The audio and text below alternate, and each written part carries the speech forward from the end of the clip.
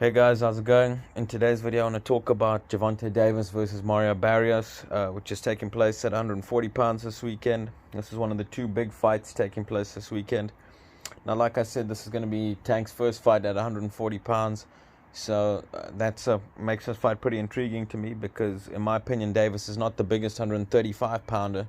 So now moving up to 140 pounds, I got a couple questions about how his power is going to carry up to the 140 pound division, but also how his punch resistance is going to be in this division if his chin gets tested. With these guys being naturally bigger and stronger and used to facing guys that are bigger and stronger than Tank. So it's going to be pretty interesting to see this weekend. So Barrios, obviously he's a lot taller and looks a lot bigger than Davis, judging by the face-offs at the press conference and stuff. I think he's going to have about 4 or 5 inches in height over Davis, and also a reach advantage. Now Barrios, quite a tall, solid guy at the 140 pound division, but he's a guy that likes to fight in the pocket, because I believe he said that he had a growth spurt quite late, and therefore he was a shorter guy earlier on in his boxing career, so he would have to fight on the inside, and he learned to box by being an inside fighter. So he's still obviously now capable of being a very good inside fighter, but he's just a lot taller now, so he can also now box on the outside, whereas he couldn't do that earlier in his career. In my opinion, though, he doesn't use his height and reach well enough, and I think that could be a problem this weekend against Davis. Because with the guy with his height and reach advantage, I'd like to see him use his jab more, and I'd like to see him use it more as a weapon, not just to set up other shots, but also to, damage your opponent, to batter him with the jab, swell him up, bust up his eyes, break him up with the jabber. But in my opinion, he just uses it to, set up other shots and to keep the guy at bay. I'd like to see him, jab, with a little bit more intent, and then try and do a little bit more damage with the jab, and as opposed to just setting up shots and scoring points here and there. I'd like to see him, use it more of a hard jab, stiff jab, stop a guy in his tracks, and hurt the guy with the jab. So in this fight, I think his jab's going to be really important, because I said he can fight on the inside, but in my opinion, I don't think he wants to let Tank get on the inside with him, because I think that's where Tank will have a lot of success to Barrios' body, because to me he kind of looks a little bit upright. And I think if Davis gets on the inside of Barrios, there could be a little bit of problems.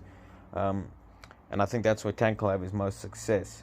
But like I say, Barrios, he's a good fighter. In my opinion, he's a bit underrated, because a lot of fans are just overlooking him due to him not having faced the most well-known opponents in his career. And this is a big step up for him, because he hasn't been in there really with a top contender in any of these divisions yet.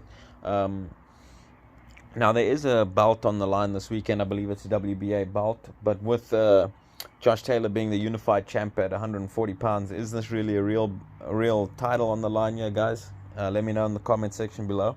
But yeah, Barrios, like I say, a little bit underrated due to fans not knowing him. So I think this is a really good matchup. Barrios has power in both hands. He has a pretty good straight right hand, and he has a really good counter left hook as well.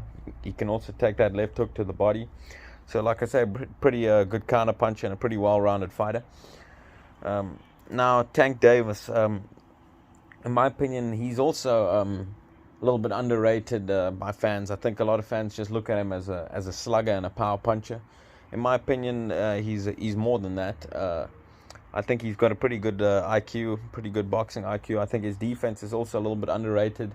Now, I know in the Santa Cruz fight he got touched up a little bit, but in my opinion that was because he didn't really respect Santa Cruz's power, and he was just walking through him and breaking him down and looking for the knockout in that fight.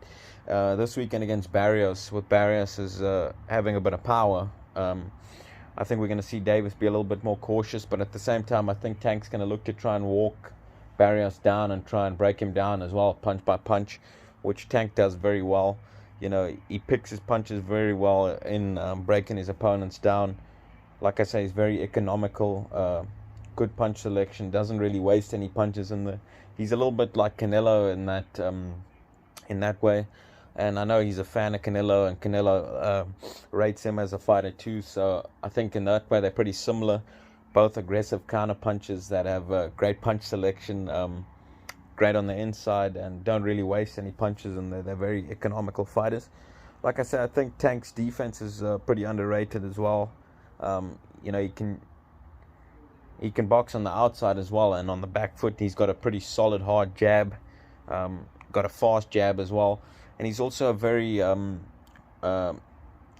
versatile fighter in the sense that he can lead with power shots as well. So he can catch you by surprise, because he can lead with straight left hands, almost like Floyd used to lead with that straight right hand and catch a guy by surprise. He also uses that jab to the body like Floyd Mayweather. And like Tank is a very good body puncher as well. So he can fight on the inside and the outside. He gets good leverage on all of his shots, both to the body and the head. On the inside, he can shorten up his shots really well. And I think Tank is a really well-rounded fighter as well.